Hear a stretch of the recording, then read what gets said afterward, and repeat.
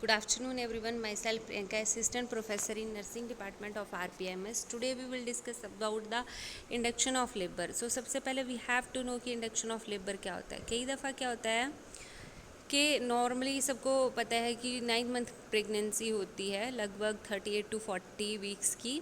ठीक है, उसके बाद खुद से बॉडी का नेचुरल फिनोमिनन है कि जो लेबर है वो इंड्यूस हो जाती है. इंड्यूस मीन शुरू हो जाती है ड्यू टू हार्मोनल शफल जो होते हैं, और जो भी प्रेगनेंसी हार्मोन है वो डिक्रीज़ होना शुरू हो जाते हैं क्योंकि अब लेबर स्टार्ट होने वाली होती है.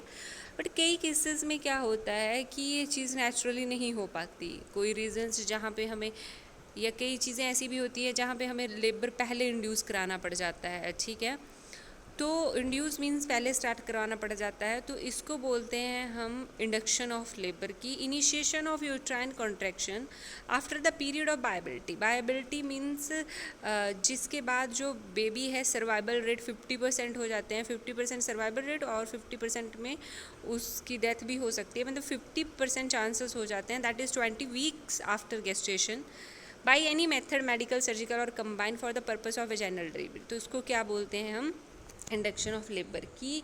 हमने यूट्राइन कॉन्ट्रैक्शन को इनिशिएट करना है कब, पीरियड ऑफ वायबिलिटी के बाद. उसके लिए हम चाहे मेथड मेडिकल कर सकते हैं, यूज सर्जिकल और कंबाइन कर सकते हैं. सो क्यों, वेजाइनल बर्थ के लिए. सो this is induction of labour. क्यों करते हैं, मतलब इंड्यूस क्यों करनी पड़ जाती है हमें लेबर. एक तो है कि हमें इसलिए इंड्यूस करनी पड़ जाती है, कंटिन्यू जो risk of continuation of pregnancy है वो ज़्यादा होते हैं मदर, और अगर हम कंटिन्यू करेंगे तो इसलिए हम उनको पहले ही स्टार्ट कर देते हैं. उसके बाद आता है इलेक्टिव इंडक्शन ऑफ लेबर. ठीक है, खुद से इंड्यूस करना.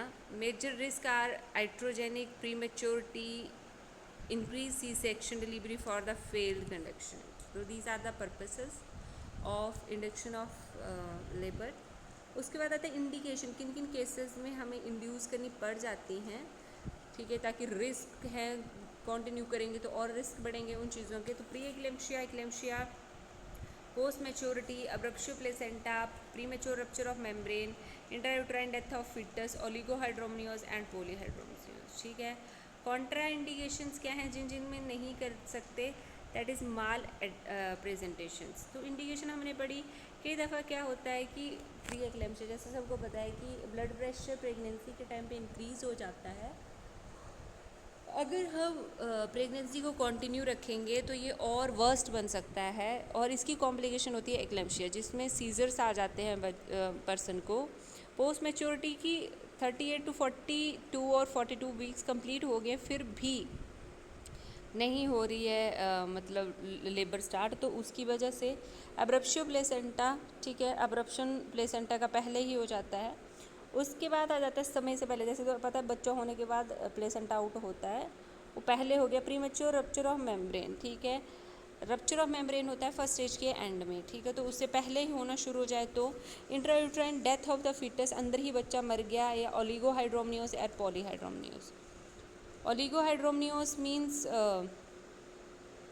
जो भी एक बैग ऑफ मेम्ब्रेन होता है अमनोटिक फ्लूइड, वो 500 to 600 ml होता है नॉर्मल बॉडी में, जब जिसमें बच्चा फ्लोट करता है. अगर उससे कम हो तो ओलिगो, उससे ज़्यादा हो तो पॉलीहाइड्रोमनियोस. तो ये इंडिकेशंस हैं जिन जिन में हमें लेबर पहले इंड्यूस करनी पड़ती है. So this is all about today's topic in which we discuss about the induction of labour. क्या है, क्यों हमें इंड्यूस करनी पड़ती है, और क्या क्या इसकी इंडिकेशन है, किन किन उसमें वजहों में हमें ये चीज़ इंड्यूस करनी पड़ती है labour. So please like, share, subscribe our channel of RPIIT academics. Thank you so much. Hit the like button. If you have any query, then please let me tell in the comment section. Thank you so much.